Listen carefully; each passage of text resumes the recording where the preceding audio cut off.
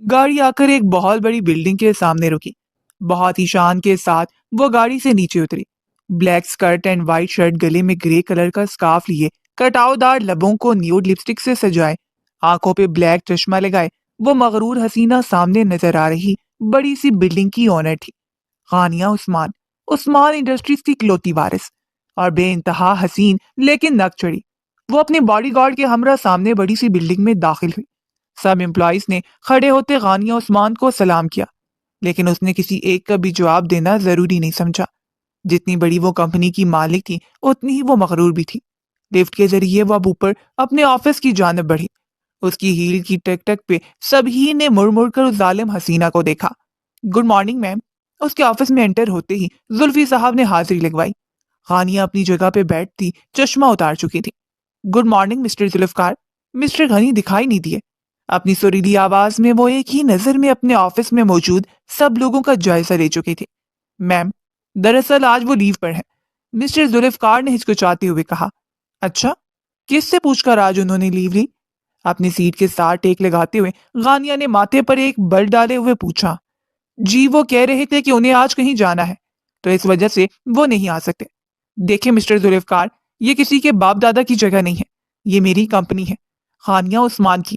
عثمان industry ایسی نہیں راتوں رات کھڑی ہوئی، اس کے پیچھے کافی محنت ہے، اور اس طرح سے اگر کوئی بھی اپنی مرضی سے لیو لے کر چھٹی کر کے گھر بیٹھ جائے گا بنا کسی اپروول کے، ایسے کیسے چلے گا؟ وہ تھوڑا غصے ہوئی۔ میم، وہ آپ کے پاس آئے تھے لیکن آپ اس وقت موجود نہیں تھی، صفائی دینی چاہے، یہ ریزن ویلڈ نہیں ہے۔ مسٹر ذوالفقار، آپ ان کو وارننگ لیٹر ایشو کر دیں۔ غانیہ نے قطعی انداز میں کہتے بات ختم کر دی۔ مسٹر ذوالفقار نے بے بسی سے سر ہلاتے ہوئے ان کے ہاں میں ہاں ملائی۔ مسٹر ذوالفقار غانیہ کے ساتھ اب آج کی ساری میٹنگز کے بارے میں ڈسکس کرنے لگے۔ کافی دیر وہ ایک دوسرے سے ڈسکس کرتے رہے کہ ایک دم غانیہ نے چونک کر ان کی جانب دیکھا۔ وہ جو نیو پروجیکٹ تھا ڈسکائی کمپنی کے ساتھ، اس کا کیا بنا؟ ان کی بات پہ ذوالفقار کے چہرے کا رنگ پل میں فک ہوا۔ میم، وہ پروجیکٹ تو ارمان گروپ آف انڈسٹری نے ٹیک اوور کر لیا ہے۔ واٹ؟ یہ کیا کہہ رہے ہیں آپ؟ یہ پروجیکٹ تو ہمارے پاس تھا نا، پھر انہوں نے کیسے ٹیک اوور کیا؟ غانیہ کو شوق ہی لگا۔ میم، مجھے لگا سر غنی نے آپ کو ساری ڈیٹیلز دے دی ہیں، کیونکہ یہ بات ابھی کی تو نہیں، 2 دن پرانی بات ہے۔ مسٹر ذوالفقار نے اپنی پوزیشن کلیئر کرتے ہوئے کہا۔ ایک پروجیکٹ ہماری کمپنی سے دوسری کمپنی ٹیک اوور کر رہی ہے اور آپ کہہ رہے ہیں کہ مجھے ڈیٹیلز مل گئی ہیں؟ مسٹر غنی نے مجھے اس بارے میں کسی قسم کی کوئی ڈیٹیل نہیں دی۔ آپ فون کریں اور ابھی ان کی چھٹی کینسل کریں اور انہیں یہاں میرے آفس میں بلائیں۔ غانیہ نے غصے سے لیکن دھیمے لہجے میں مسٹر ذوالفقار سے کہا۔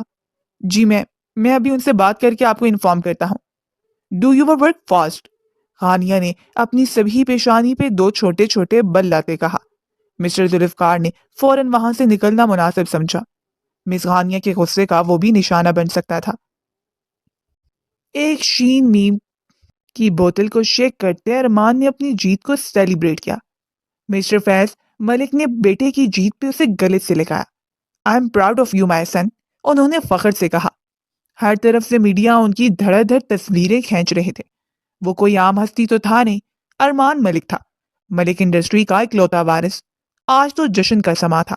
یہ جشن بنتا بھی تھا دشمنوں کی ہار جو ہوئی تھی۔ کنگریچولیشنز مسٹر ارمان ملک۔ زینیا نے اس کے پاس آتے مبارکباد دی اور ہاتھ آگے بڑھایا۔ تھینکس۔ ارمان نے اس کا نازک ہاتھ تھاما تھا۔ ویل، اتنے کم وقت میں آپ نے یہ جیت کا صحرا اپنے سر سجا لیا، ہر ایک کی بس کی بات نہیں۔ وہ ارمان سے کافی مرغوب دکھائی دے رہی تھی، جبکہ ارمان نے مسکرا کر اپنے دونوں ہاتھ پینٹ کی پاکٹس میں ڈالے تھے کہ تبھی سامنے انٹرس سے وہ ہستی آتی دکھائی دی جس کی لاپرواہی کی بدولت آج جیت اس کا مقدر بنی تھی۔ لال ساڑی میں وہ اپنا نازک سراپا لیے، ہونٹوں کو ڈارک ریڈ بلڈ لپسٹک سے سجائے، اپنے بالوں کو سٹائلش سا جوڑے میں لپیٹے، بڑے بڑے آویزے کانوں میں ڈالے، گلے میں گولڈ چین جس میں چھوٹے چھوٹے ڈائمنڈز جگمگا رہے تھے، نازک سی کلائی میں گولڈ کی ہی بریسلٹ پہنے وہ بہت خراما خراما چلتی ارمان کو دیکھتی اس کے قریب آئی۔ ارمان جو اس وقت اپنے ارد گرد کا ہوش بلائے صرف اسے ہی دیکھ رہا تھا، اس کے کان قریب آنے پہ چونکا۔ کنگریچولیشنز مسٹر ارمان ملک۔ وہی الفاظ غانیہ عثمان نے بھی دہرائے اور اپنا نازک ہاتھ اس کی جانب بڑھایا۔ ارمان نے آنکھیں چھوٹی کرتے اس کی تیاری کو ایک تنقیدی نگاہ سے دیکھا اور غصے سے لب بھینچے۔ وہ اس قدر کیوں تیار ہو کے آئی تھی؟ ارمان اچھے سے جانتا تھا بنا انویٹیشن کے لوگوں کی خوشیوں میں جانا شروع کر دیا تم نے۔ ارمان نے اس کے بڑھے ہوئے ہاتھ کو نظر انداز کرتے طنز سے کہا، جبکہ اس سے ہاتھ نہ ملانے پہ زینیا کو کافی مزہ آیا تھا۔ خیر، خوشی کی وجہ میں تھی، اس لیے مجھے لگا ارمان ملک کی یہ خوشی میرے بنا ادھوری نہ رہ جائے گی، اس کی مبارکباد دینے چلی آئی۔ Well, enjoy yourself. خوشیوں کو ہمیشہ پورے دل سے انجوائے کرنا چاہیے، کیا پتا وہ ہماری لائف کی آخری خوشی ثابت ہو۔ ہانیہ کی مسکراہٹ کے پیچھے چھپے طنز کو ارمان نے صاف محسوس کیا۔ لگتا ہے ہار نے کچھ زیادہ ہی دماغ پہ اثر کر دیا ہے۔ ارمان نے بھی بدلہ پورا اتارا۔ بالکل نہیں، ایسا ہوتا تو یہاں نہ ہوتی، وہ یہ کہہ کر وہاں سے جانے لگی کہ پھر سے پلٹی۔ اس کا بیگ سے ڈیپ گلا دیکھتے ارمان نے سختی سے لب بھینچے۔ وہ جان بوجھ کے وہ لال ساڑی پہن کے آئی تھی تاکہ ارمان کو زش کر سکے۔ اور ایک بات اور، مسٹر غنی کو خریدا تھا نا آپ نے، میں نے اسے فائر کر دیا ہے۔ جس طرح پروجیکٹ حاصل کیا ہے اب ان کو جاب پہ بھی رکھ لیجیے گا۔ وہ ایک گال سے مسکراتی ہوئی پلٹی کے ارمان کے ایک اشارے پہ تمام لائٹس اچانک سے آف ہوئیں۔ بے اختیار غانیہ کے قدم بھی رک گئے تھے۔ ابھی وہ کچھ سمجھتی جو اس سے قبل ہی ارمان اس کے منہ پہ ہاتھ رکھتے اسے وہاں سے گارڈن ایریا کی بیک سائڈ پہ لے گیا۔ غانیہ بری طرح جٹپٹائی، لیکن مقابل کے پرفیوم کی خوشبو سے وہ سمجھ گئی کہ وہ ارمان تھا۔ گارڈن کے بیک ایریا میں لاتے اسے پلر کے پیچھے دیوار کے ساتھ پن کرتے اس کے منہ سے ہاتھ اٹھایا۔ کیا بدتمیزی ہے یہ، وہ دبا دبا چلائی۔ بدتمیزی ابھی تو کی نہیں۔ ارمان نے اس کی کمر میں اپنے دونوں ہاتھوں کی انگلیوں کو بری طرح پیوست کیا کہ غانیہ نے اس کے دونوں کندھوں پہ ہاتھ رکھتے خود کو اس سے ٹچ ہونے سے بچایا۔ چھوڑے مجھے، وہ جٹپٹائی تھی۔ اتنی تیاری کر کے آئی ہو، خراج تو پیش کرنا پڑے گا نا۔ اس کی ساڑی کی بیک پہ لگے موتیوں اور ٹسلز کو زور سے کھینچا کہ وہ ٹوٹ کر زمین پر بکھرتے چلے گئے۔ غانیہ نے حیرت سے ان موتیوں کو بکھرتے دیکھا۔ اس کی ساڑی کا بلاؤزر کندھے سے ذرا سا ڈھلکا تھا، لیکن ارمان کے سینے سے لگے ہونے کی وجہ سے وہ نیچے کی طرف نہیں سرکا۔ مان، غانیہ نے بھیگی آنکھوں سے اسے دیکھا جو جنونیت سے اسے دیکھ رہا تھا۔ اب اس کا اگلا وار اس کی نازک کمر تھی۔ جھٹکے سے اس کا رخ دیوار کی جانب کرتے وہ اس کی نازک کمر پہ اپنی شدت بھرے لمس کی بوچھار کر گیا۔ اس کی نظر آتی گردن اور کمر پہ وہ اس قدر شدت سے برسا کہ غانیہ کی آنکھیں آنسوؤں سے بھر گئیں۔ وہ اس کے شدت بھرے لمس پہ ہچکیوں سے روتی۔ ارمان نے پھر سے جھٹکے سے اس کا رخ اپنی جانب موڑا۔ کس نے حق دیا تمہیں اتنی واہیات ساڑی پہن کر یہاں آنے کا؟ ارمان کے سخت لہجے پہ غانیہ نے اپنی آنکھیں کھول کے اسے تنفر سے دیکھا۔ مجھے کسی کی اجازت کی ضرورت نہیں، سمجھے آپ؟ وہ اپنے قاتلانہ حسن کے ساتھ سامنے کھڑے سر پھیرے کو دیکھتے یہ بے دبے انداز میں چلائی۔ ارمان نے اس کا باقی پن دیکھتے خینچو سے خود سے قریب کیا، اس کے کانوں کی رو کو چومتے دانتوں سے کاٹا اور ساتھ ہی اس کا آویزہ دانتوں سے پکڑ کے اتار کے نیچے گرایا۔ ہانیہ جی جان سے لرز اٹھی۔ چھوڑے مجھے، کیوں قریب آ رہے ہیں میرے؟ قریب مت آئیں ورنہ جان لے لوں گی میں آپ کی، وہ خود کو ہر ممکن طریقے سے چھڑاتے ہوئے بے بسی سے بولی تھی۔ تمہارے قریب آنے کے لیے ارمان ملک کو کسی کی اجازت کی ضرورت نہیں۔ اس بار دوسرا آویزہ بھی اتار کے نیچے پھینکتا وہ اس کے کان کی لو پہ کاٹ گیا۔ درد کی شدت سے غانیہ تڑپ اٹھی۔ For God sake mister Arman Malik, just leave me. آپ اتنی اہم پارٹی چھوڑ کر مجھ جیسی لڑکی کے ساتھ کیوں وقت برباد کر رہے ہیں؟ جائیں اپنے اسٹیٹس کے لوگوں کے پاس، وہ اب کی بار چیخی تھی۔ خبردار جو آواز نکالی تو یہیں کھڑے کھڑے زمین میں زندہ گاڑ دوں گا۔ کہاں ہے وہ تمہاری بی جان جو اتنی باتیں کرتی ہیں؟ اب انہیں نہیں پتا ان کی پوتی رات کے اس وقت کس ہولیے میں گھر سے باہر نکلی ہے؟ اب کی بار وہ صحیح غصے سے پھنکارا تھا کہ غانیہ کا دل سہم گیا۔ چاہے وہ جتنی بھی بولڈ ہو جاتی، آزاد خیال ہو جاتی، خود سر ہو جاتی، کتنی ہی کامیاب ہو جاتی، کتنی ہی خود اعتماد ہو جاتی، لیکن اس کے دل میں ارمان کو لے کر ایک ڈر آج بھی قائم تھا۔ اب وہ اس وقت کو کوس رہی تھی جب وہ یہاں شیر کی کھچار میں گھس آئی تھی۔ شیر بھی وہ جو زخمی تھا، اس کو تو بس موقع چاہیے تھا جو غانیہ نے اسے فراہم کر دیا تھا۔ اپنے لبوں کو اس قدر تیز رنگ میں رنگ کے کس کو دکھانے آئی تھی۔ وہ دانت کچکچاتے پھنکارا۔ پارٹی میں آئی، غانیہ ہکلا کی گئی۔ پارٹی انجوائے کرنے آئی ہو تو پارٹی بوائے کو بھی خوش کرو نا۔ اب وہ اس کے لبوں کے ساتھ اپنے ہونٹ مسکرتا سرد لہجے میں بولا۔ اس کے ہونٹوں کے لمس محسوس کرتے غانیہ اپنی آنکھیں سختی سے میچ گئی۔ اس کی پلکوں کی لرزاہٹ ارمان نے بخوبی محسوس کی۔ یکدم کھینچ کے اس کے بالوں کو جوڑے سے آزاد کیا۔ آبشار کی طرح اس کے بال اس کی کمر پہ پھیلے تھے کہ اس کے کھلتے کندن جیسے سراپے کو وہ کالی آبشار ڈھانپ گئی تھی۔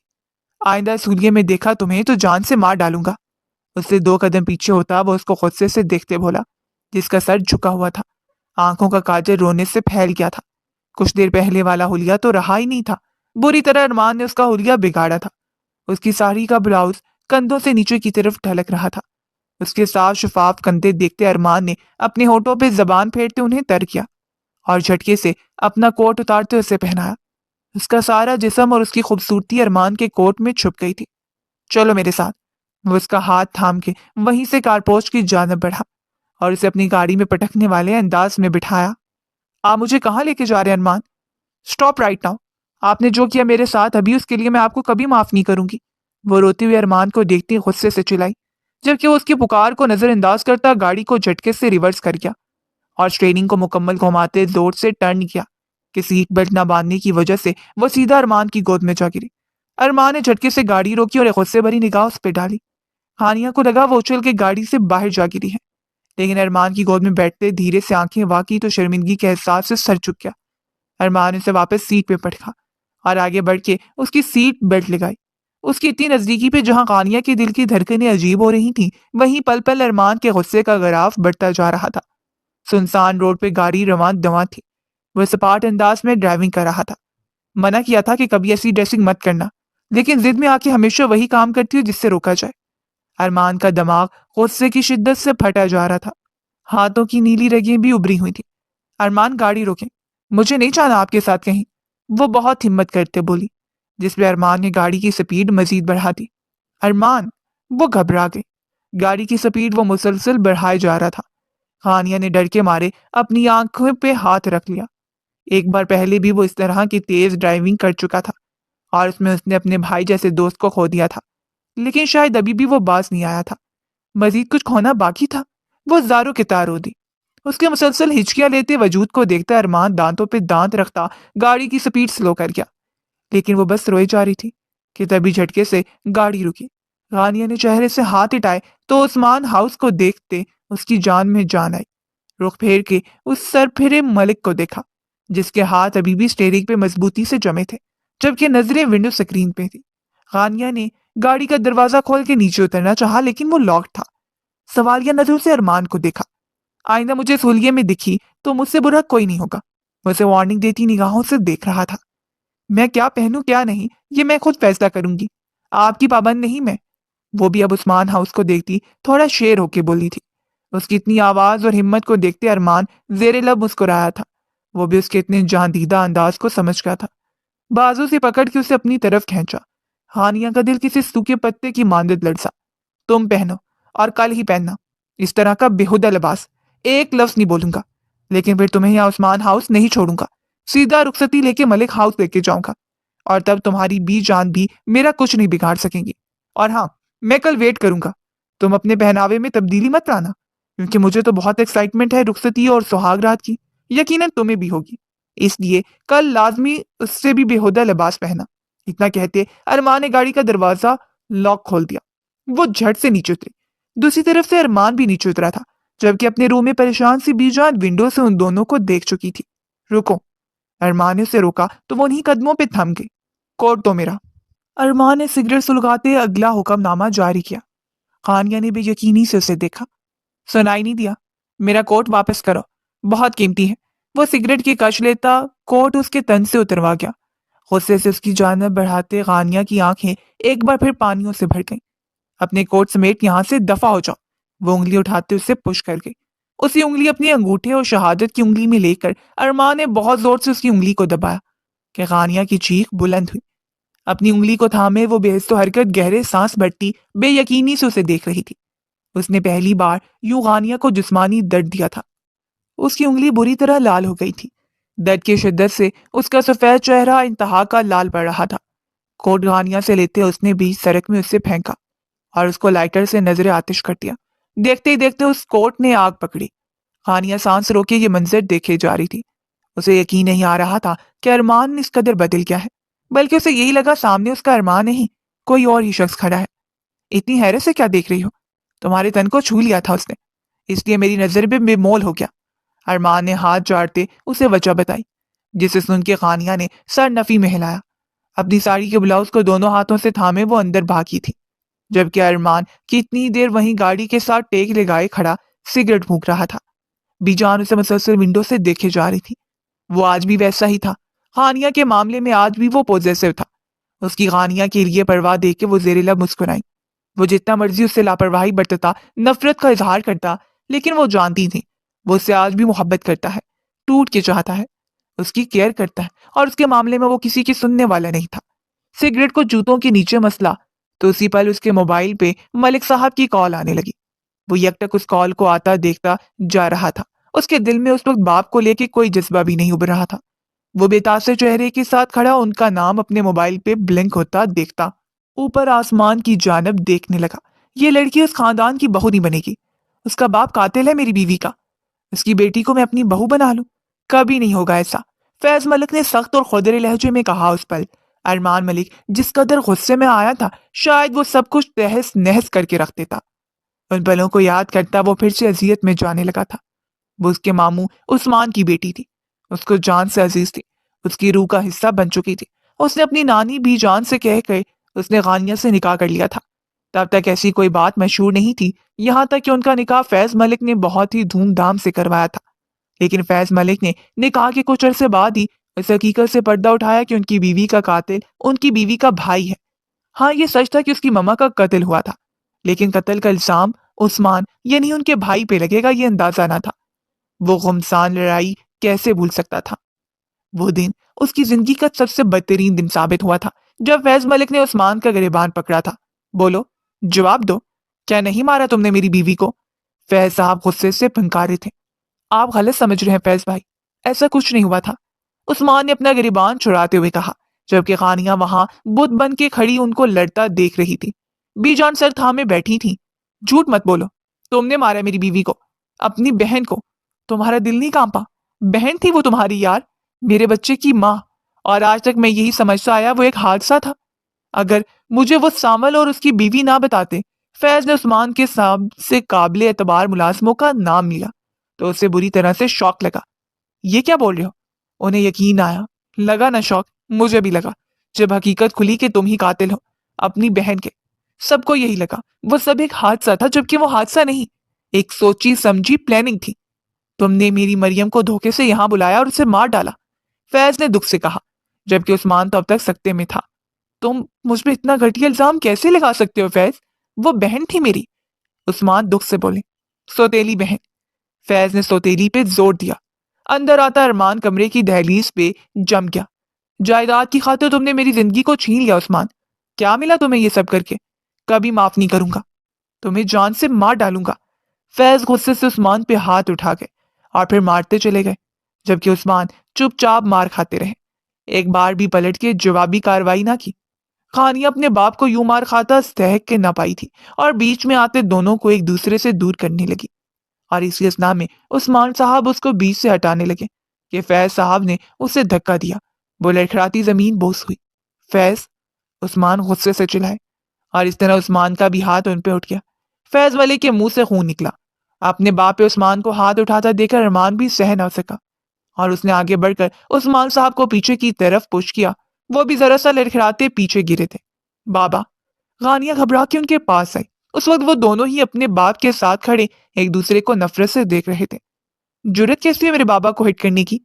ارمان نے غصے سے گھرایا۔ آپ کے بابا نے میرے بابا پہ ہاتھ اٹھایا ہے، ان کی جرت کیسی ہے میرے بابا کو مارنے کی؟ غانیہ بھی روتے ہوئے چلائی۔ تم چپ رہو، بیچ میں مت بولو، ارمان نے اسے غصے سے ٹوکا۔ کیوں نہ بولوں؟ آپ بھی تو بول رہے ہیں بیچ میں۔ غانیہ بھی دو بدو ہوئی۔ میری ماں کو مارا ہے تمہارے باپ نے، میری ماں مری ہے، تمہاری نہیں، ارمان غصے سے پھنکارا۔ ایک پل کو سب طرف خاموشی چھا گئی۔ عثمان نے حیرت سے ارمان کو دیکھا، وہ بھی ان جھوٹی باتوں پہ یقین کر گیا تھا۔ انہیں اچانک سے غانیہ کے مستقبل کی فکر ہوئی، کہیں جلد بازی میں مجھ سے غلط فیصلہ تو نہیں ہو گیا۔ انہوں نے بیٹی کی جانب دیکھا جس کا چہرہ آنسوؤں سے تر تھا۔ آپ کی ماما فوت ہوئی ہیں تو اس میں میرے بابا کا کیا قصور؟ غانیہ کی بات پہ ارمان نے اپنی مٹھیاں سختی سے بھینچی۔ ارمان، ہمیں اس فیملی سے کوئی تعلق نہیں رکھنا، ابھی اسی وقت اس کی بیٹی کو طلاق دے کے اس تعلق کو ختم کرو۔ فیض صاحب کی بات پہ وہاں موجود سب کے رونگٹے کھڑے ہو گئے۔ غانیہ نے بے یقینی سے پہلے فیض ملک اور پھر ارمان ملک کو دیکھا۔ اسے یقین آیا کہ فیض ملک اتنی بڑی بات کیسے کر سکتے تھے۔ فیض، ہوش میں تو ہو تم؟ ایسا کیسے ممکن ہے؟ بی جان غصے اور شوق سے اٹھتی بولی تھی۔ ہاں، ہو سکتا ہے بی جان، سب ہو سکتا ہے، میری بیوی کے قاتل کی بیٹی ہے یہ، میں اسے کبھی بہو تسلیم نہیں کروں گا۔ اور آپ شکر کریں صرف آپ کا لحاظ کر رہا ہوں، ورنہ پولیس کے حوالے کرنے میں ذرا دیر نہیں لگاتا۔ فیض ملک نے دانت کچکچاتے کہا۔ آپ حد درجہ گری ہوئی بات کر رہے ہیں انکل، میرے بابا بے قصور ہیں، وہ پھپھو سے بے حد پیار کرتے۔ تمہیں میری ایک بار کی کہیں بات سمجھ نہیں آ رہی؟ بیچ میں مت بولو۔ ارمان اس بار اتنی اونچی آواز میں چلایا تھا کہ غانیہ سہم کے پیچھے ہٹی۔ میری بیٹی کو ڈرانے یا دھمکانے کی ضرورت نہیں، تم لوگوں کو جاؤ جو کرنا ہے کر لو، عثمان صاحب غانیہ کو اپنے ساتھ میں لیتے بولے تھے۔ آپ کی بیٹی بیوی ہے میری۔ ارمان غصے سے آگے بڑھا اور اس کی غانیہ پہ اس کا اپنا باپ بھی حق جتائے ارمان کو کہاں منظور تھا۔ ابھی تمہارے باپ نے رشتہ ختم کرنے کو بولا، تب تم نہیں بولے؟ اب تمہیں یاد آ رہا ہے کہ یہ تمہاری بیوی ہے، جبکہ تمہارے باپ کی نظر میں یہ تمہاری ماں کے قاتل کی بیٹی ہے۔ ارمان، یہ لوگ اس قابل نہیں کہ ان سے کوئی تعلق رکھا جائے، طلاق دے کے قصہ ختم کرو، آج بھی اور اسی وقت۔ فیض صاحب پھر سے بولے۔ خانیہ نے سہم کے انہیں دیکھا جو ہمیشہ اس سے پیار جتایا کرتے تھے اور آج واقعی شفافیت دکھا رہے تھے۔ خانیہ کو ان کے رویے پہ بہت دکھ ہوا۔ صحیح کہہ رہے ہیں تمہارے بابا، جس طرح کی دل میں نفرت اور غلط فہمی پا لی ہے اس نے، تو بہتر ہوگا تم دونوں کے راستے الگ ہو جائیں۔ عثمان صاحب بھی تنزن اور قطعی انداز میں کہا۔ خانیہ اپنے ساتھ کھڑے عثمان صاحب کو بے یقینی سے دیکھتی سانس روک گئی۔ اس کے بابا بھی اتنے سنگ دل نکلیں گے؟ اسے یقین آیا۔ ارمان، تم ایسا کچھ نہیں کرو گے، تمہیں میری قسم۔ اگر تم نے ایسی کوئی بھی بات بولی تو تم میرا مرا ہوا منہ دیکھو گے۔ بی جان نے ان سب کو ایک ساتھ کہتے جھٹکا دیا تھا۔ خانیہ تم اندر جاؤ۔ ان کی خاموشی پہ بی جان نے خانیہ کو سب سے پہلے منظر سے ہٹانا چاہا تاکہ جلد بازی یا غصے میں ارمان کے منہ سے کچھ غلط نہ نکل جائے۔ نہیں بی جان، میں یہاں سے کہیں نہیں جاؤں گی۔ بی جان، آپ ان سے کہیں ہمارے گھر سے چلے جائیں۔ تم؟ اس کی بات پہ ارمان کو غصہ آیا۔ وہ غصے سے ایک قدم آگے بڑھا کے فیض صاحب نے روک لیا۔ تمہیں میری بات سمجھ نہیں آ رہی؟ ایک قاتل کی بیٹی ہے وہ، اور قتل بھی کس کا؟ تمہاری ماں کا۔ تم اتنی آسانی سے سب بھلا دو گے؟ تمہارا اتنا بڑا دل ہے کہ ماں کی موت کو فراموش کر دو گے؟ فیض صاحب نے اسے ایموشنلی بلیک میل کرنے کی مکمل کوشش کی۔ ارمان نے اپنی مٹھیاں سختی سے بھینچی۔ جو فیض صاحب اسے کرنے کو بول رہے تھے وہ مر کے بھی نہیں کر سکتا تھا۔ اپنی خانیہ پہ اپنا حق وہ کیسے چھوڑ دیتا؟ خانی، اندر جاؤ۔ بی جان نے غصے سے اسے پھر سے وہاں سے جانے کا بولا تو وہ روتے ہوئے سرنفی میں ہلا گئی۔ تمہیں سمجھ نہیں آ رہی ایک بات؟ ارمان نے غصے سے اسے کلائی سے تھامے کمرے کا رخ کیا۔ ارمان، آر یو میٹ؟ چھوڑو۔ عثمان صاحب بے چینی سے بولے، لیکن ارمان ہی کیا جو کسی کی سنے۔ اوپر جاتے غانیہ کو اسے کمرے میں اندر کی جانب دھکا دیا۔ وہ لڑکھڑاتے ہوئے ایک طرف کو گرتے گرتے بچی۔ ارمان اسے ایک نظر دیکھتے باہر سے دروازہ لاک کیا۔ ارمان، ارمان اوپن دی ڈور پلیز۔ میرے بابا کو کچھ مت کرنا ارمان، پلیز سنو۔ وہ وہاں شور مچا رہی تھی لیکن کسی نے اس کی نہ سنی، اور اگلے ہی پل گولی چلنے کی آواز آئی تو غانیہ کا دل سہم گیا۔ بابا، بابا پلیز، ارمان میرے بابا۔ وہ روتے ہوئے وہیں دروازے کے پاس بیٹھتی چلی گئی اور اس کا ڈر سچ ثابت ہوا تھا۔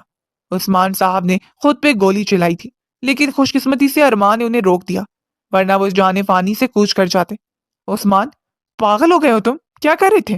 بی جان نے روتے ہوئے بیٹے کو سینے سے لگایا تو اپنی ماں کو دیکھتے اپنی آنکھیں سختی سے میچ کے بابا چلے یہاں سے۔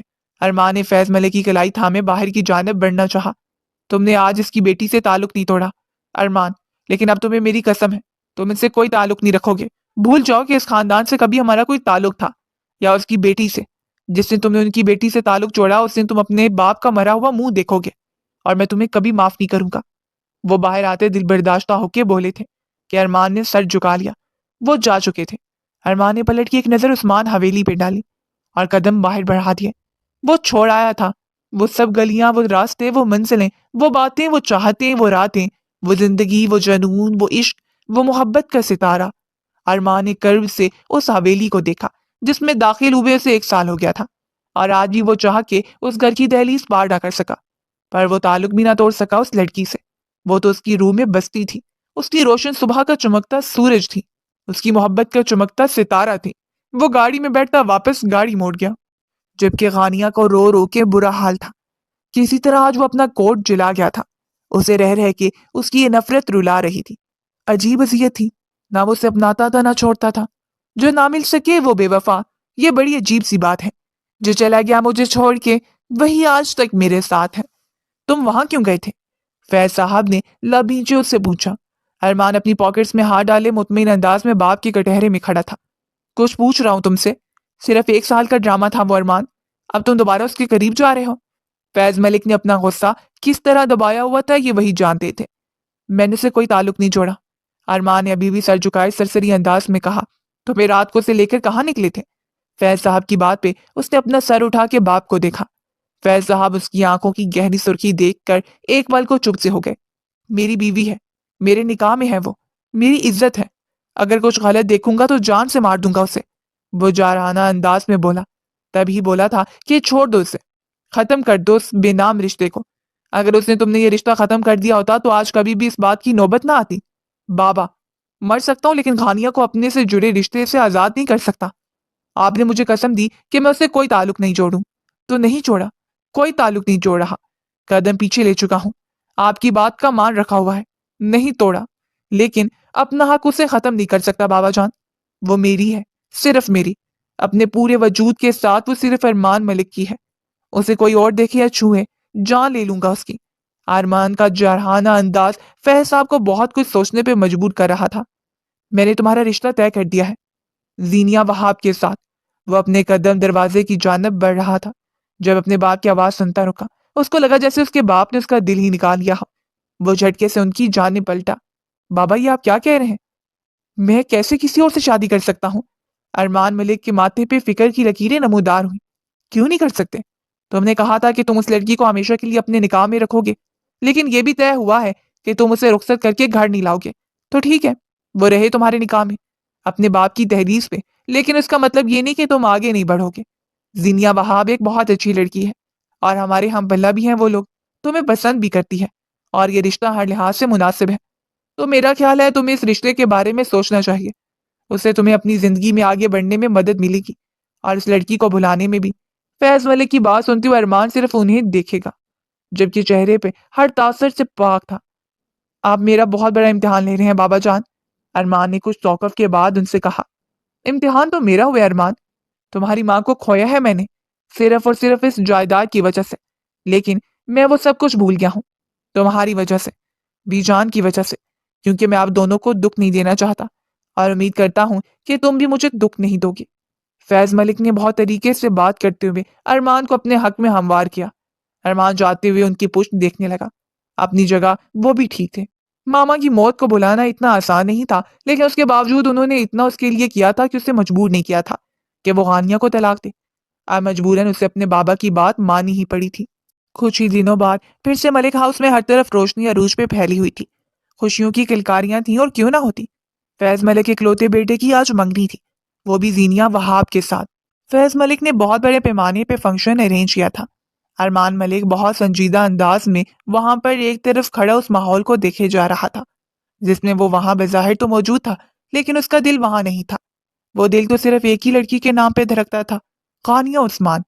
اسٹیج پہ اناؤنسمنٹ ہوئی تو ارمان کو مجبوراً وہاں پہ جانا پڑا۔ اب رنگ سرمنی ہونے والی تھی۔ ارمان ملک کو فیض ملک نے رنگ دی تاکہ وہ زینیا کو پہنا سکے۔ زینیا اس وقت بلو کلر کی میکسی پہنے چہرے پہ مسکان سجائے بہت خوبصورت لگ رہی تھی۔ اس کے دل کا ارمان پورا ہو رہا تھا۔ وہ دل ہی دل میں ارمان ملک کو بے انتہا چاہتی تھی، اور دعائیں ایسی بھی قبول ہوتی ہیں اسے یقین نہیں آ رہا تھا، لیکن یہ سب اس کے بابا کی وجہ سے ممکن ہوا تھا کہ آج ارمان ملک اس کا بننے جا رہا تھا۔ رنگ ارمان ملک کے ہاتھ میں ہی تھی۔ ابھی وہ اس کو پہناتا کہ اس کے ہاتھ سے رنگ گرتی ہوئی اسٹیج سے نیچے کی جانب لڑکتی ہوئی کسی کے قدموں میں جا کر ٹھہری تھی۔ سب کی نظریں بیک وقت اس ہستی پہ تھیں۔ ارمان تو اسے دیکھتا ہوا دنگ رہ گیا۔ وہ پھر سے آج اس کے سامنے موجود تھی، لیکن آج اس کا سوگوار روپ دیکھتے ارمان کا دل کچھ ٹوٹ پھوٹ کا شکار ہوا۔ اس کی روئی ہوئی آنکھیں اور چہرہ ہر احساس سے آ رہی تھا۔ اس نے جھک کے وہ رنگ اٹھائی اور اسے لیے اسٹیج کی جانب بڑھی۔ غانیہ نے رنگ ارمان کا ہاتھ ہمیں اس کی ہتھیلی پہ رکھی۔ یہ چیزیں بہت قیمتی ہوتی ہیں ارمان ملک، ان کی حفاظت کرنی پڑتی ہے، ورنہ ایک دن سب کچھ کھو جاتا ہے، وہ روندے لہجے میں بولی، جبکہ اس کا وہاں موجود ہونا ارمان کو بہت تکلیف دے گیا تھا۔ فیض ملک غانیہ کو وہاں دیکھتے بری طرح غصے میں آئے تھے۔ ان کا بس نہیں چل رہا تھا اس لڑکی کو وہاں سے کہیں غائب کر دیتے۔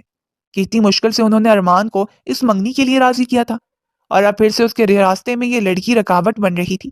ارمان نے اس کی آنکھوں میں دیکھتے زینیا کو رنگ پہنائی۔ غانیہ کو لگا اس کا دل کسی نے نکال لیا ہو۔ تمہاری باری ہے زینیا، پہناؤ نا، غانیہ نے اپنے دل کا درد دباتے مسکرا کے کہا۔ زینیا نے بھی ارمان کو رنگ پہنائی تو ہر طرف تالیوں کا شور گونج اٹھا۔ بہت بہت مبارک ہو تم دونوں کو، امید کرتی ہوں آپ دونوں کا یہ رشتہ کسی کی نظر کا شکار نہیں ہوگا۔ ہانیہ نے ایک نظر فیض ملک کی جانب دیکھتے پورے اعتماد انداز میں کہا۔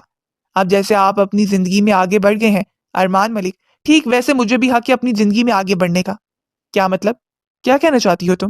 اتنی دیر خاموش کھڑے ارمان نے اس کی اس بات پہ اسے گھورتے ہوئے دیکھا۔ انوار صاحب، ہانیہ نے ارمان کی جانب سپاٹ انداز میں دیکھتے ہوئے اپنے وکیل کو آواز دی، جو پہلے چبکتے ہوئے وہاں پہنچ گیا۔ ان کے ہاتھ سے ایک فائل لیتے ہوئے ارمان کی جانب بڑھائی۔ اپنی زندگی میں آگے بڑھنے سے پہلے آپ کو ان پیپرز پہ سائن کرنا ہوں گے، ہانیہ نے پورے اعتماد سے ارمان ملک کو فائل دیتے ہوئے کہا۔ ارمان ملک نے اسے ایک تیکھی نگاہ سے دیکھا اور فائل کو کھولا۔ سب کی نظر ارمان ملک پہ ٹکی ہوئی تھی۔ ارمان کی سوچ کے عین مطابق وہ پیپرز کھلا کے ہی تھے۔ ارمان نے اس فائل پہ اپنے ہاتھ کی گرفت کو سخت کیا اور ایک سخت نگاہ سامنے کھڑی اپنی منکوہا پہ ڈالی، جس کی اتنی جرت ہوئی کہ آج وہ سب کے سامنے سے کھلا کے پیپرز لینے آ گئی۔ ہانیہ بھی نہ پلک چپ گئے سامنے کھڑے اس شخص کے چہرے کے تاثرات جانچنے کی کوشش کر رہی تھی۔ وہ شخص جس نے سب سے لڑکے غانیہ سے نکاح کیا تھا، آج وہ کتنی آسانی سے کسی اور کے ساتھ منگنی کر رہا تھا، اور غانیہ کو اسی بات کی سب سے زیادہ تکلیف ہوئی تھی۔ خود راستہ ایک کرنے والا آج راستہ بدل رہا تھا۔ امید کرتی ہوں دوسرا نکاح کرنے سے پہلے ان پیپرز پہ سائن کر دیں گے، غانیہ نے آنکھیں چھوٹی کرتے ہوئے ارمان کو کہا، اور اسٹیج سے نیچے اتر گئی۔ ان پیپرز کی صورت میں تم نے میرے سامنے ایک سوال کھڑا کیا ہے، بنا جواب دیے کیسے جا سکتی ہو تم؟ ارمان کی آواز پر اس کے قدم تھمے تھے، جبکہ سب کو ایک نیا تماشا دیکھنے کو مل گیا تھا۔ زینیا اپنا چہرہ دوسری جانب پھیر چکی تھی۔ اسے یہاں پہ غانیہ کی موجودگی سخت ناگوار گزر رہی تھی۔ اسے سخت غصہ آ رہا تھا۔ اس کے اچھے بھلے ایونٹ کا غانیہ نے یہاں آ کر بیڑا غرق کر دیا تھا۔ بہت تفاخر سے ارمان سٹیج سے نیچے اترا اور غانیہ کے سامنے جا کھڑا ہوا۔ غانیہ نے پرشوق نگاہوں سے ارمان کی جانب دیکھا۔ ارمان نے فائل میں سے پیپرز نکالتے ہوئے اس کے 2 ٹکڑے کیے، لیکن غانیہ کے چہرے پہ ذرا سی بھی حیرت نمودار نہیں ہوئی۔ وہ جانتی تھی کہ ارمان ان کاغذات کے ساتھ یہی کرے گا۔ ارمان نے وہ تمام پیپرز ہوا میں اچھال دیے۔ ملک صاحب نے سر نفی میں ہلاتے ہوئے اپنے بیٹے کی جانب دیکھا۔ تم تو کیا دنیا کی کوئی طاقت تمہیں مجھ سے الگ نہیں کر سکتی، اور اپنے چھوٹے سے دماغ میں یہ بات اچھی طرح سے بٹھا لو، اور آئندہ اس طرح کی حرکت کرنے کی جرات مت کرنا۔ ارمان کے سرد لہجے پر ایک پل کو غانیہ کا دل دھڑکا تھا، لیکن اگلے ہی پل وہ طنزیہ مسکراہٹ کے ساتھ ارمان کو دیکھنے لگی۔ مجھ پر پابندی لگانے والے آپ خود آزاد کیسے ہو سکتے ہیں؟ یہ منگنی کر کے آپ ثابت کر رہے ہیں کہ ہمارے بیچ میں اب کچھ نہیں بچا۔ وہ رشتہ جو آپ کی مرضی سے بنا تھا، کسی اور کے ساتھ خود کو جوڑنے کے بعد ہمارا رشتہ اب کوئی معنی نہیں رکھتا۔ ابھی ارمان کو جواب دیتا کہ اسی وقت وہاں پہ بی جان کی آمد ہوئی۔ بی جان کے اچانک آمد پر ارمان سمیت فیض ملک بھی حیران رہ گئے۔ بی جان نے آگے بڑھ کے ارمان کو سخت کوری سے نوازا۔ تمہیں احساس ہے تم کیا کرنے جا رہے ہو؟ بی جان کی بات پہ ارمان نے ایک نظر اپنے باپ کو دیکھا۔ آپ دادی پوتی تماشا بند کریں اور جائیں یہاں سے، فیض ملک نے بیچ میں آتے وسیلے انداز میں کہا۔ تماشا ہم لگا رہے ہیں یا تم باپ بیٹا لگا رہے ہو؟ میری پوتی کا حق مار کے تم دونوں کو شرم نہیں آتی؟ کس کی اجازت سے یہاں کھڑے ہو کر اس لڑکی کے ساتھ منگنی کر رہے ہو؟ بی جان کی وسیلی آواز پہ فیض ملک بھی لب بھیجتے رہ گئے۔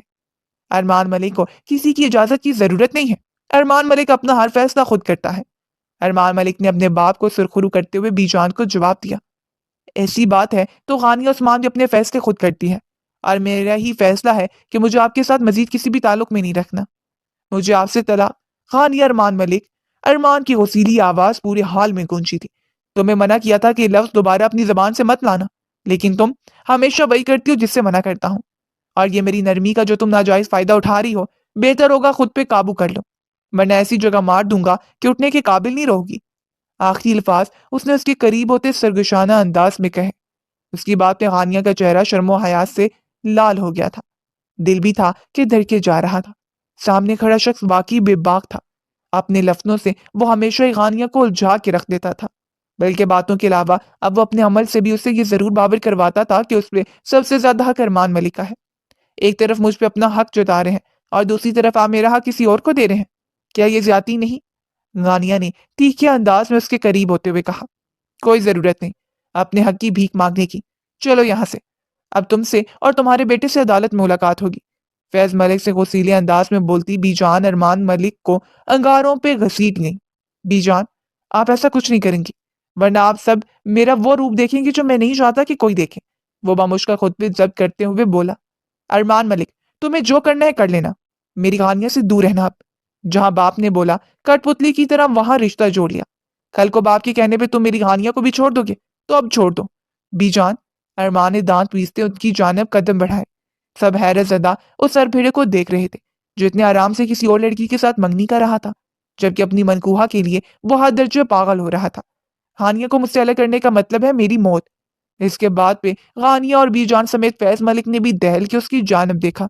جب تک اس وجود میں سانسیں چل رہی ہیں آپ کی پوتی کو تو نہیں چھوڑوں گا۔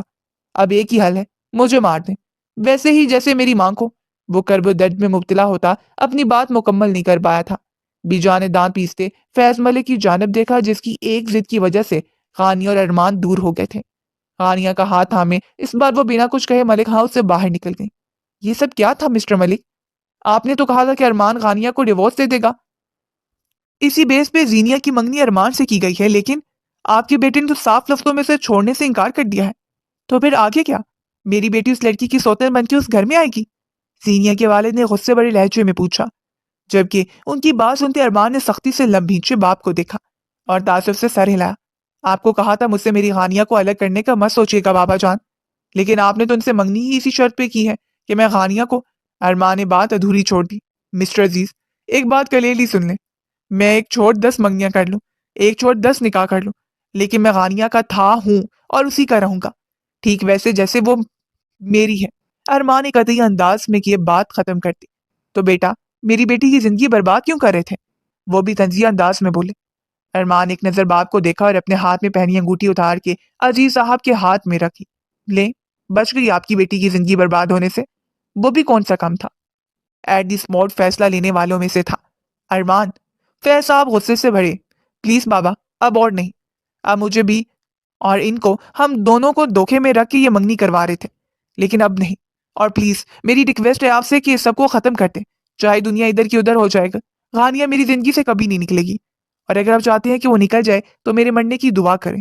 وہ غصے سے وہاں سے واک آؤٹ کر گیا، جبکہ عزیز صاحب نے اسٹیج کی طرف جاتے ہوئے اپنی بیٹی کی انگلی سے ارمان کے نام کی انگوٹھی نکال کر فیض ملک کی طرف زور سے پھینکی، جو ان کے قدموں میں آ کے گر گئی۔ وہ حیرانی سے عزیز صاحب کو دیکھنے لگے۔ زینیا جو باپ سے کچھ کہنا چاہ رہی تھی لیکن ان کے غصیلے بڑے انداز کو دیکھتے ہوئے بالکل خاموش ہو گئی۔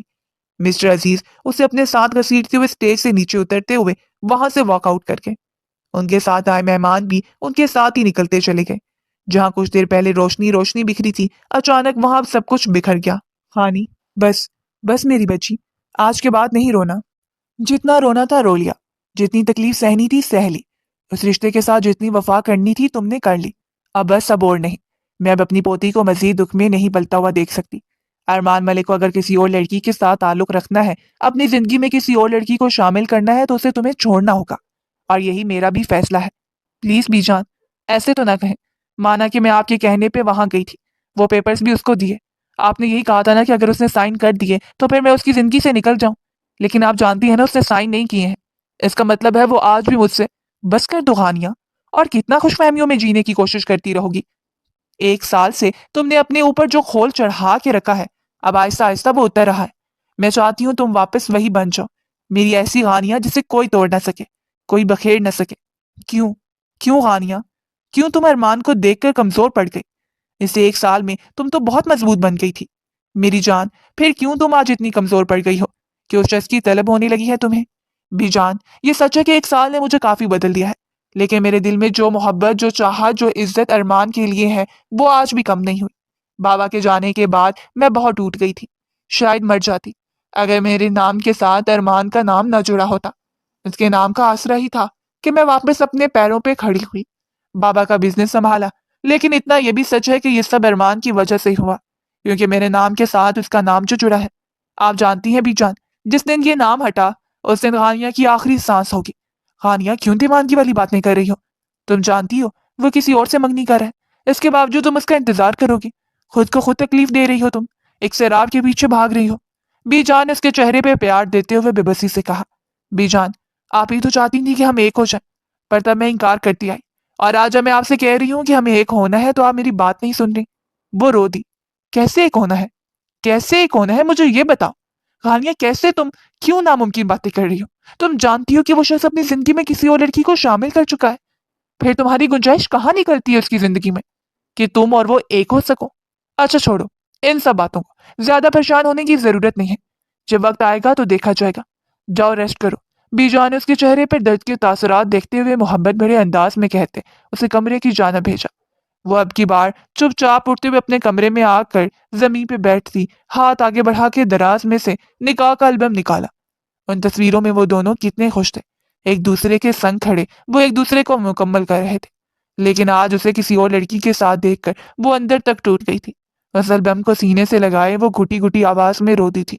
بہت ظالم انسان ہو تم، ارمان ملک، کبھی معاف نہیں کروں گی تمہیں۔ میرے بابا پہ جھوٹا الزام لگایا، 1 سال کے لیے مجھ سے دور رہے اور لوٹے تو کسی اور سے منگنی کرنے لگے۔ بے وفا انسان۔ وہ ہچکیاں لیتے رو رہی تھی۔ باپ اور ماں کی تصویر کو اٹھائے اپنے لبوں سے لگایا۔ آئی مس یو بابا، ماما، کاش آپ میرے ساتھ ہوتے تو آج میں اس قدر اکیلی نہ ہوتی، اتنی تکلیف میں نہ ہوتی۔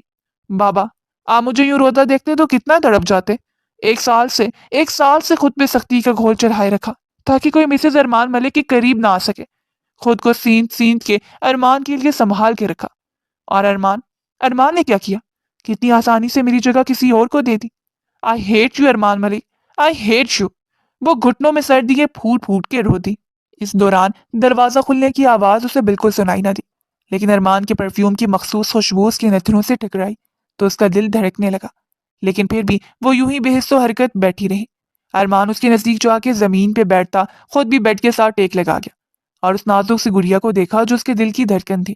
آج کتنی تکلیف میں تھی وہ، صرف ارمان کی وجہ سے۔ اس کی خاموشی پہ غانیہ نے سر اٹھا کے اس کی جانب دیکھا تو وہ آنکھیں مزید آنسو سے بھر گئیں۔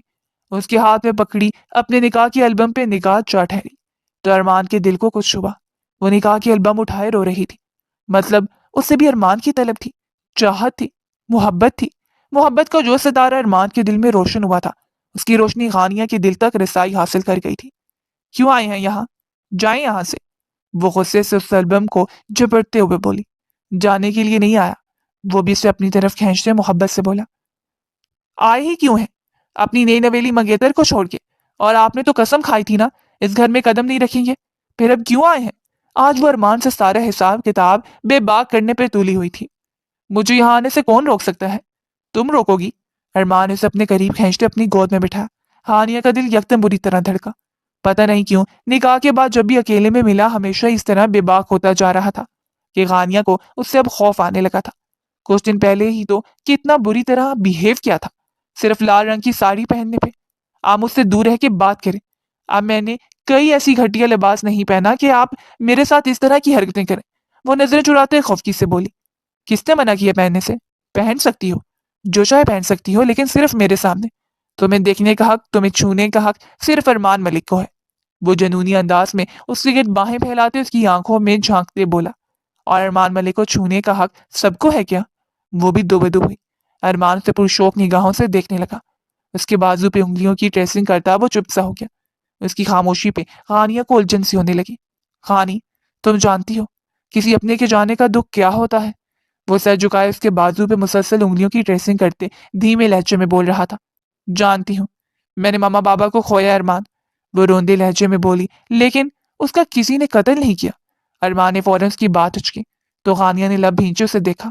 ضروری نہیں ارمان جو جیسا دکھ رہا ہو وہ ویسا ہو، اکثر ہم وہی سب دیکھتے ہیں جو ہمیں دکھایا جاتا ہے، جبکہ حقیقت اس کے بالکل برعکس ہوتی ہے۔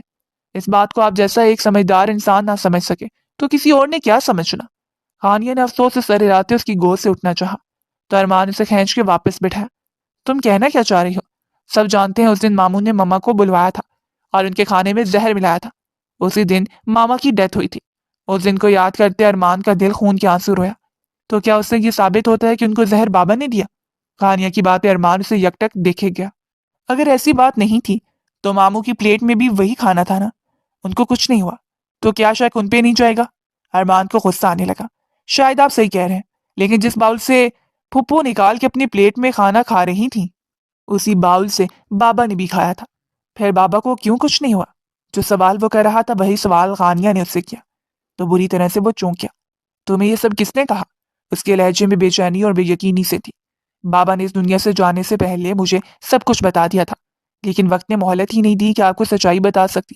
پر خیر، اب کوئی فائدہ بھی نہیں بتانے کا۔ آپ کو آپ کی منگنی مبارک ہو۔ وہ منہ بنا کے پھر سے اٹھنے لگی کہ ارمان اسے واپس اپنی طرف کھینچتے بٹھایا۔ کیا مسئلہ ہے؟ آرام سے ٹک کے کیوں نہیں بیٹھ رہی تم؟ وہ خفکی سے بولا۔ اس لیے کہ آپ کو یہاں سے جانا چاہیے۔ یہاں آ کے آپ نے بہت بڑی غلطی کی ہے، اپنے بابا کو ناراض کر کے۔ آپ کو ان کے ساتھ ہونا چاہیے تھا، ہانیہ نے منہ بناتے ہوئے کہا۔ پر مجھے نہیں لگتا، کیونکہ میرا دل کہہ رہا تھا میری منکوہا کو میری زیادہ ضرورت ہے، تو میں یہاں چلا آیا، وہ مانی خیزی سے بولا۔ اور آپ کی منگیتر آنے دیا اس نے؟ بہنو نے چکاتے ہوئے پوچھا۔ کون سی منگیتر؟ میری صرف ایک ہی منکوہا ہے، جسے آج بیوی بنانے جا رہا ہوں۔ ارمان کی مانی خیز بات پہ خانیہ کا دل پسلیاں توڑ کے باہر آنے کو مچلا۔ آپ ہوش میں ہیں؟ آپ کو کسی بھی طرح کی کوئی اجازت نہیں دوں گی، چلے جائیں یہاں سے، وہ گھبراتے ہوئے ناراضگی سے بولی۔ یہاں آنے سے پہلے بی جان کو بتا آیا ہوں، ارمان ملک کو اپنی غانیہ کے پاس آنے کے لیے کسی کی اجازت نہیں چاہیے۔ وہ اسے گود میں لیے بستر کی جانب بڑھا۔ رخصتی نہیں ہوئی ارمان ملک، نہ ہی آپ نے مجھے آفیشلی اپنی بیوی بنایا، تو آپ دور رہیں تو بہتر ہے۔ تکیے پہ اس کا سر رکھتے اس کی بات سنتا ارمان چونکا تھا۔ آفیشلی رخصتی چاہیے؟ ایک آئی برو اچکاتے پوچھا۔ کچھ سوچتے ہوئے غانیہ نے اس بات میں سر ہلایا، تو ارمان نے جھک کے اس کے ماتھے پہ ایک عقیدت بھرا بوسہ دیا۔ اس کا لمس غانیہ نے اپنی روح میں اترتا محسوس کیا۔ کتنی شدت سے طلب تھی اسے اس لمس کی، یہ وہی جانتی تھی۔ اس کی پلکیں پھر سے بھیگنے لگی۔ کل ہی رخصتی ہوگی ہماری، انتظار کرنا میرا۔ وہ اپنے جذبات پہ بند باندھتا اسے یقین کی ڈور تھمائے پیچھے ہٹا کہ غانیہ نے اسے کالر سے پکڑے واپس کھینچا۔ جا رہے ہو؟ غانیہ کا دل ڈوب کے ابھرا۔ واپس آنے کے لیے غانی، سب باتوں کی ایک بات، میں تم سے دستبردار نہیں ہو سکتا۔ اس ایک سال میں تمہارے لیے پہلے سے بھی زیادہ جنونی ہو گیا ہوں کہ تم سوچ بھی نہیں سکتی، وہ گمبھیر لہجے میں بولا۔ اور وہ جو آپ کے بابا نے کہا میں آپ کی ماما کی قاتل کی بیٹی ہوں، اس کا کیا؟ غانیہ کی بات پہ ارمان نے چونک کے اسے دیکھا، اتنی شدت سے اس کے لبوں پہ جھکا کہ ایک پل کو غانیہ کی ساری سانس سے چڑا گیا۔ اس بات میں کتنی سچائی ہے یا نہیں، لیکن اس دن خود پہ گولی چلانے سے ماموں سچے ثابت ہو گئے تھے۔ صرف بابا کی خاطر میں یہاں سے ان کے ساتھ گیا تھا، پر ایک بات طے ہے مسز، میں مر سکتا ہوں، اپنی غانیہ کو چھوڑ نہیں سکتا۔ وہ ایک بار پہ شدت سے اس کے لبوں کو اپنی گرفت میں لیتا وہاں سے نکلتا چلا گیا۔ وہ اپنے جذبات سے ڈر گیا تھا، نہیں چاہتا تھا کہ وہ بہک کر کوئی گستاخی کرتے۔ پہلے وہ غانیہ کی خواہش پوری کرنا چاہتا تھا، رخصتی کی اس کے بعد اس سے اپنا حق لیتا۔ گھر آیا تو فیض ملک صاحب الگ ہی انداز میں ملے، ان کے انداز کی اکڑ غرور آج سب ملیا مٹ ہو گیا تھا۔ کیا ہوا بابا، سب ٹھیک ہے؟ وہ باپ کے گندے جھک دیکھ کر ان کے قریب ہوا۔ سب کچھ ختم ہو گیا یار، وہ سامل آیا تھا، اس کی بیوی کو کینسر ہو گیا ہے، خود اس کو بھی کوئی بیماری ہو گئی ہے، معافی مانگ رہا تھا جو ایک سال پہلے اس نے جھوٹ بول کے عثمان اور میرے بیچ درار ڈلوائی۔ یہ سب ہمارے بزنس رائیول نے کیا، اور ہم بنا چھان بین کے ایک دوسرے کے دشمن ہو گئے۔ ان کا درد ارمان اپنے دل پہ محسوس کر رہا تھا۔ سنبھالے خود کو بابا، آپ کے بیٹے کو اینٹ کا جواب پتھر سے دینا آتا ہے، ڈونٹ وری۔ انہیں تسلی دینی چاہیے، یار وہ چلا گیا ہے، قیامت کے دن مجھے معاف کر دے گا۔ 6 ماہ پہلے مسٹر عثمان کی قدرتی موت واقع ہوئی تھی، اور آج وہ انہیں یاد کر کے رو رہے تھے۔ ارمان نے انہیں اپنے ساتھ لگایا تاکہ وہ اپنا غم ہلکا کر سکیں۔ شاید معافی کا ایک ہی طریقہ تھا، غانیہ کو اس کا حق ملتا۔ کچھ دن بعد فائنلی اللہ کی طرف سے سارے راستے سیدھے ہو گئے۔ رخصتی ہوتے غانیہ کو ارمان کا روم تک پہنچا دیا گیا۔ دل میں ایک سکون تھا تو گھبراہٹ بھی ہو رہی تھی۔ لب مسکرا رہے تھے تو جسم لرز بھی رہا تھا۔ ارمان نے جو کہا وہ کر کے دکھایا۔ اس کے قریب آنے پہ غانیہ کی جھکی پلکیں اٹھی تھی، وہ اسے یک ٹک دیکھے جا رہا تھا۔ ان لمحوں کا بہت انتظار کیا غانیہ۔ وہ اس کے آگے ہاتھ بڑھا گیا جسے غانیہ نے گھبراتے ہوئے تھام لیا۔ اس کو کھڑا کرتا وہ اسے اپنے سینے میں بھینچ گیا۔ مجھے سکون دینے کا شکریہ میری جان۔ وہ اس کا دیوانہ ساری دنیا سے ہی لڑ گیا، اور اللہ اسے اس کی سچے جذبے کی بدولت اس کی محبت